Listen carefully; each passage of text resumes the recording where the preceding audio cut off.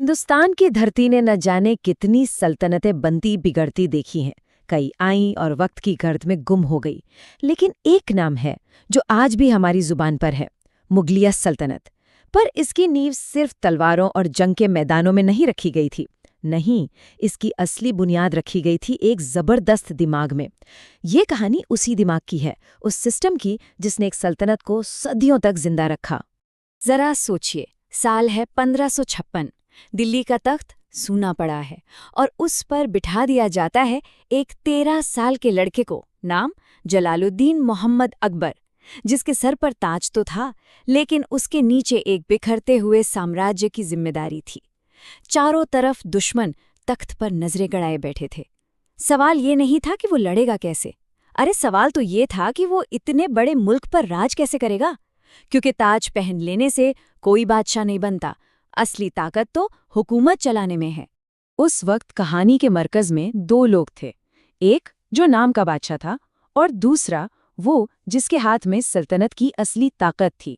एक तरफ थे शहंशाह अकबर, जिनकी उम्र अभी सियासत के दांव पेच समझने की थी, और दूसरी तरफ थे उनके गार्डियन, उनके टीचर बैरम खां। ओहदा था वकील मुतलक, मतलब एब्सोल्यूट पावर, वो ताकत जिसके आगे कोई नहीं। फौज, खजाना, दीवानी, फौजदारी, हर फैसले का एक ही मालिक। बादशाह, वो तो बस एक शाही मोहर की तरह थे। अकबर ये बात बहुत जल्दी समझ गए थे कि असली बादशाह बनने के लिए सिर्फ बैरम खान को रास्ते से हटाना काफी नहीं होगा। उन्हें उस पूरी सोच को ही बदलना होगा जो एक वजीर को बादशाह से भी बड़ा बना देती थी। उन्हें एक ऐसे आइडिया, एक ऐसे फलसफे की जरूरत थी जो बादशाह को हर सवाल, हर चुनौती से ऊपर, बहुत ऊपर ले जाए। और वो आइडिया था जिल्ले इलाही, यानी जमीन पर खुदा का साया। सुनिए, ये सिर्फ एक टाइटल नहीं था, ये पावर का एक डेक्लेरेशन था। इसका सीधा मतलब था कि बादशाह को ताकत किसी अमीर या वजीर से नहीं मिलती, वो सीधी ऊपर वाले से मिलती है।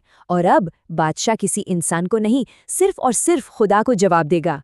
और इस सोच को शब्दों में पिरोया अकबर के ही एक नवरत्न अबुल फजल ने। उन्होंने इसे कहा फर्रे इज़्दी, यानी ईश्वर से निकलने वाली एक डिवाइन लाइट, एक ऐसी रोशनी जो सीधे बादशाह के दिल में उतरती है और उसे आम इंसानों से अलग, सबसे ऊंचा बना देती है। बस इस एक विचार ने बादशाह के चारों तरफ एक ऐसा घेरा बना दिया जिसे पार करना किसी के बस की बात नहीं थी। तो आइडिया की जंग तो जीत ली गई। अब बारी थी सियासत की बिसात पर असली चाल चलने की। अकबर को पता था कि असली दुश्मन बैरम खान नहीं, बल्कि वो वकील का पद है, वो पोस्ट है जो किसी भी एक इंसान को इतनी बेपनाह ताकत दे देती है। तो उन्होंने फैसला किया, किसी इंसान को नहीं, इस पद की ताकत को ही तोड़ दिया जाएगा। और देखिए, ये कोई रातों रात लिया गया फैसला नहीं था, ये एक नौजवान बादशाह की बहुत सोची समझी स्ट्रैटेजी थी। पहले 1560 में अकबर ने बड़ी ही चालाकी से बैरम खान को उनके पद से हटा दिया। फिर 4 साल बाद 1564 में उन्होंने दीवान का नया पद बनाया और सल्तनत का सारा खजाना, सारा फाइनेंस वकील के हाथ से निकाल लिया। और फिर 1582 आते आते राजा टोडरमल के शाही दीवान बनने के साथ ही ये नया सिस्टम पूरी तरह से लागू हो गया। जरा इस फर्क को समझिए। पुराने सिस्टम में एक ही आदमी था जिसके एक हाथ में तलवार थी तो दूसरे में तिजोरी की चाबी। वो जब चाहे बादशाह के लिए सबसे बड़ा खतरा बन सकता था। लेकिन अकबर के नए सिस्टम में ताकत को बांट दिया गया। अब तिजोरी किसी और के पास थी तो फौज का हिसाब किताब कोई और देख रहा था। और ये सब मंत्री अपनी अपनी पावर के लिए सिर्फ एक ही इंसान पर निर्भर थे, शहंशाह अकबर। अकबर के इस नई हुकूमत की जो शानदार इमारत थी ना, उसे 4 मजबूत पिलर्स पर, 4 स्तंभों पर खड़ा किया गया था। यही 4 ओहदे वो मशीनरी थे जो पूरी सल्तनत को चलाने वाले थे। ये थे दीवाने कुल, यानी आज के फाइनेंस मिनिस्टर, मीर बख्शी जो पूरी मिलिट्री एडमिनिस्ट्रेशन के हेड थे, मीर सामा जो शाही घराने और कारखानों को देखते थे, और सद्र उस सुदूर जो धार्मिक और कानूनी मामलों के चीफ थे। ये पावर का एक परफेक्ट बंटवारा था, एक ऐसा सिस्टम जो किसी एक मंत्री को दूसरे से ज्यादा ताकतवर बनने ही नहीं देता था। इन चारों में भी सबसे जरूरी, सबसे ताकतवर पद था दीवाने कुल का। ये सल्तनत का इकोनॉमिक इंजन था, उसकी धड़कन, जमीन से आने वाला लगान, बाजारों का टैक्स, तनख्वाहें, हर वो चीज जिससे सल्तनत की सांसें चलती थीं, वो दीवान के ही कंट्रोल में थी। जरा कल्पना कीजिए, आप दीवान हैं, पूरे साम्राज्य की तिजोरी आपके सामने है। किस सूबे से कितना पैसा आएगा, किस सरदार को कौन सी जागीर मिलेगी, यहाँ तक कि हर सरकारी नौकरी पर किसका अपॉइंटमेंट होगा, ये सब आपके एक साइन से तय होता है। सल्तनत का एक एक पैसा कहाँ से आ रहा है और कहाँ जा रहा है, इसका सारा हिसाब आपकी नज़रों के सामने है। यही वो बेहिसाब ताकत थी जो अकबर ने वकील से छीनकर सीधे अपने एक भरोसेमंद मंत्री को दे दी थी। अब आते हैं दूसरे पिलर पर, मीर बख्शी। और यहाँ अकबर के जीनियस की एक और मिसाल देखिए। मीर बख्शी फौज का सबसे बड़ा ऑफिसर तो था, लेकिन वो कमांडर इन चीफ नहीं था।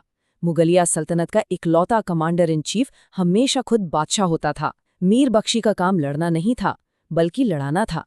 मीर बख्शी एक तरह से मुगल फौज का HR मैनेजर, फाइनेंस कंट्रोलर और इंटेलिजेंस चीफ सब कुछ एक में ही था। वो सिपाहियों की भर्ती करता, उनका पूरा होलिया रिकॉर्ड करता ताकि कोई धोखा ना हो।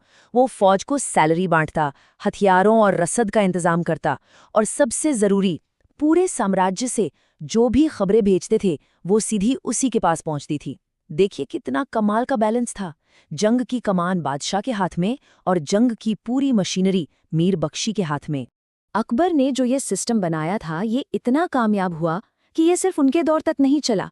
ये वो बुनियाद बन गया जिस पर मुगलिया सल्तनत की आलीशान इमारत अगली 2 सदियों तक शान से खड़ी रही। अकबर के बाद जहांगीर आए, शाहजहां आए, औरंगजेब आए, बादशाह बदलते गए, लेकिन हुकूमत का सेंटर वही दीवान या वजीर का पद बना रहा। औरंगजेब के वजीर असद खान तो 31 साल 31 ईयर्स तक इस पद पर रहे। ये इस सिस्टम की मजबूती का सबसे बड़ा सबूत है। अकबर ने एक ऐसा ढांचा तैयार किया था जो किसी एक इंसान पर नहीं, बल्कि उसूलों पर चलता था। और इतिहास हमें यही बताता है कि जब हुकूमत में स्थिरता होती है, जब देश का खजाना महफूज होता है, तभी आर्ट और कल्चर को आसमान मिलता है। फतेहपुर सीकरी का बुलंद दरवाज़ा हो या उस दौर की बेमिसाल पेंटिंग्स, ये सब उसी मजबूत प्रशासनिक नींव पर खड़े थे जिसे अकबर ने अपने दिमाग से तराशा था। अकबर ने एक सल्तनत तलवार के जोर पर जीती थी, लेकिन उस सल्तनत को एक महान साम्राज्य बनाया अपनी कलम से, अपने कानून से और अपनी सोच से। तो सवाल आज भी हमारे सामने है, एक महान साम्राज्य की बुनियाद तलवारों से रखी जाती है या एक बेहतरीन सिस्टम से?